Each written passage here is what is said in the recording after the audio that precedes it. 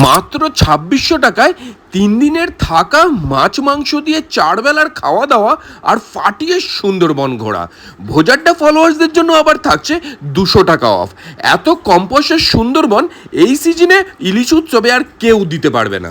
সমস্ত কিছু তো ডিটেলে জানাবোই, তার আগে ভিডিওটা যারা যারা দেখছেন, কে কোথা থেকে দেখছেন সেটা জানাবেন আমাকে কমেন্ট বক্সে, যাতে পরের ভিডিওতে আমি আপনাদেরকে ধন্যবাদ জানাতে পারি। আগের ভিডিওতে যেমন কমেন্ট করেছিলেন হাওড়া থেকে গায়ত্রী সরকার আর চন্দননগর থেকে শিপ্রা পাল। আর এই ট্যুরটা কিন্তু হয় ক্যানিং টু ক্যানিং। ক্যানিং টু ক্যানিং সমস্ত রেসপন্সিবিলিটি এই ট্যুর অপারেটরের, যার মধ্যে 2 নাইট 3 ডেজ থাকা, খাওয়া, ঘোরা সমস্ত কিছুই থাকছে। আর বোটে উঠেই দেখলাম নিচে এরকম বিছনা করা রয়েছে, যেখানে কিন্তু সারাদিন আপনারা রেস্ট করতে পারেন। ওপরে পরিপাটি করে সাজানো বসার জায়গা, যেখানে সারাটা দিন সুন্দরবনের সৌন্দর্য দেখতে দেখতে সময় কেটে যাবে আপনাদের। আর এই বোটে মানুষ পারাপার করে কিরকম দেখেছেন? নদীপথ সত্যি কি অসাধারণ, না গেলে বোঝাই যাবে না। আর বোটে উঠতেই কিন্তু আমরা হাতে পেয়ে গেলাম একদম ঠান্ডা ঠান্ডা জলের বোতল। আর তার মধ্যে বোটের নিচে কিন্তু রান্না বান্না শুরু হয়ে গেছে। দুপুরে মেনুর জন্য ইলিশ মাছ অলরেডি ম্যারিনেট করা হয়ে গেছে, আর তার সঙ্গে হচ্ছে গরম গরম লুচি ভাজা।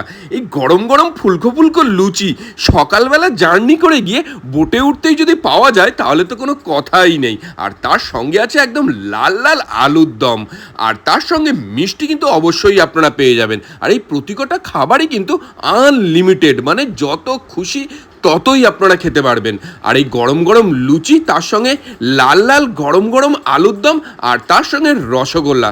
দিনের শুরুটা কিন্তু জাস্ট জমকালো হয়েছে যাকে বলে। আর এই ভিডিওটা যারা যারা দেখছেন, এর আগে কে কে সুন্দরবনে গিয়েছেন এবং কেমন ছিল আপনাদের এক্সপিরিয়েন্স সেটা জানাবেন আমাকে কমেন্ট বক্সে। আর আগে থেকেই বলে রাখি, এই সুন্দরবনের ট্রিপটা কিন্তু শুধুমাত্র প্রকৃতি প্রেমীদের জন্য। যারা প্রকৃতি ভালোবাসেন, পশু পাখি ভালোবাসেন, তাদেরই কিন্তু এই 2 নাইট 3 ডেজ সুন্দরবন ট্যুরটা বেশ ভালো লাগবে। আর এই ব্রেকফাস্ট করে নেওয়ার পরেই হাতে চলে আসলো গরম গরম চা। আর এই বছরের প্রথম ইলিশ উৎসবে সুন্দরবন ভ্রমণে আমরা বেরিয়ে পড়েছিলাম সাগর সঙ্গম ট্রাভেলসের সঙ্গে, যাদের কন্ট্যাক্ট নাম্বার আমি আপনাদেরকে ডেসক্রিপশনে দিয়ে দিলাম। আর এই ভিডিওটা যারা যারা দেখছেন, এর আগে কে কে সুন্দরবন ভ্রমণে গেছেন এবং আপনাদের এক্সপিরিয়েন্স কেমন হয়েছে সেটা জানাবেন আমাকে কমেন্ট বক্সে। আর এর মধ্যেই দেখলাম একদম গরম গরম চিংড়ি মাছ ভাজা শুরু হয়ে গেছে লঞ্চের নিচে। আর তারপরে গরম গরম চিংড়ি মাছ সস দিয়ে চলে আসলো আমাদের হাতে। আর বোটের সামনে বসে জলপথে ঘুরতে ঘুরতে নদীর হাওয়া আর তার সঙ্গে এরকম রকমারি খাওয়া, ভ্রমণ প্রেমীদের কাছে এটা কিন্তু একদম স্বর্গ বলা যায়।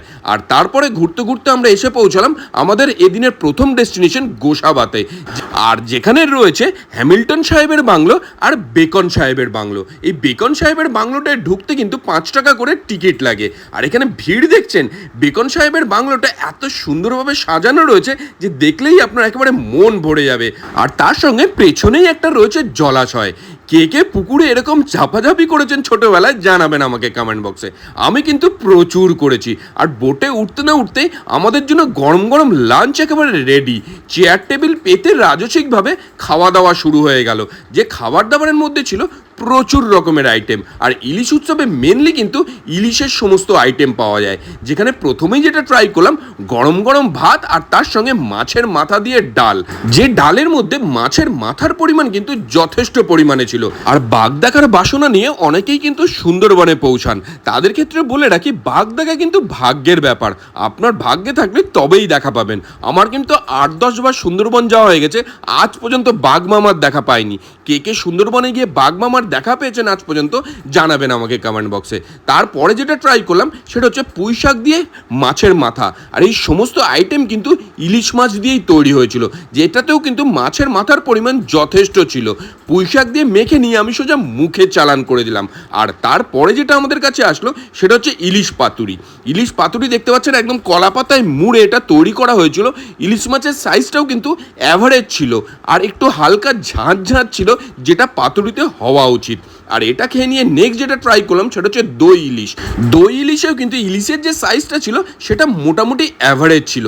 একটা জিনিস আমার মাথায় আসে না, মাত্র ২৬০০ টাকায় 3 দিন থাকা, এত কিছু আইটেম দিয়ে খাওয়া ঘোরা, কি করে এরা করে। আর এই দই ইলিশ খেয়ে নিয়ে নেক্সট যেটা ট্রাই করলাম সেটা হচ্ছে চাটনি এবং পাঁপড়। আর এই আমের সিজনে চাটনিটা কিন্তু আম দিয়েই তৈরি করা হয়েছিল, আর তার সঙ্গে গরম গরম পাঁপড়। আর যেটা আগেও বললাম যে সমস্ত খাবার কিন্তু আনলিমিটেড, যত খুশি তত খান।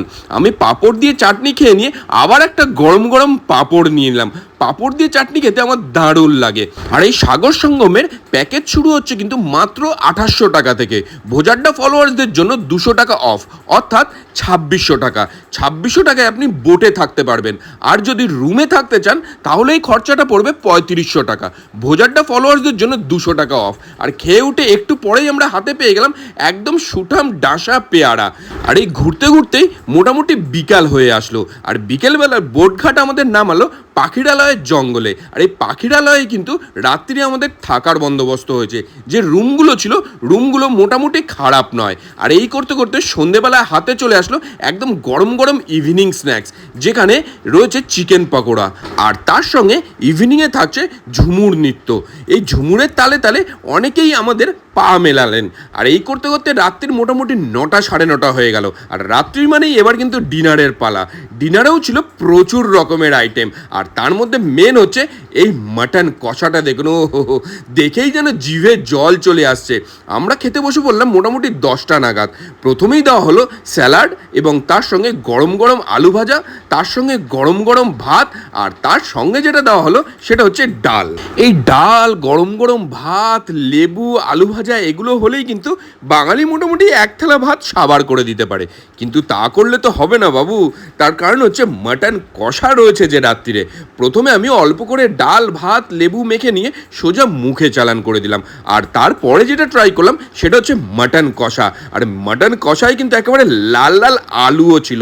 নরম নরম আলু, গরম গরম ভাত, আর তার সঙ্গে লাল লাল মাটন কষা সব কিছু মেখে নিয়ে সোজা মুখে চালান করে দিয়ে আমি সোজা চলে গেলাম ঘুম দিতে। তার কারণ সুন্দরবনে আসল অ্যাডভেঞ্চার কিন্তু সেকেন্ড ডেতেই শুরু হয়, যেখানে বাঘ এবং বিভিন্ন বন্য পশু পাখি দেখার সম্ভাবনা থাকে। সুতরাং দ্বিতীয় দিনের জন্য অপেক্ষা করুন।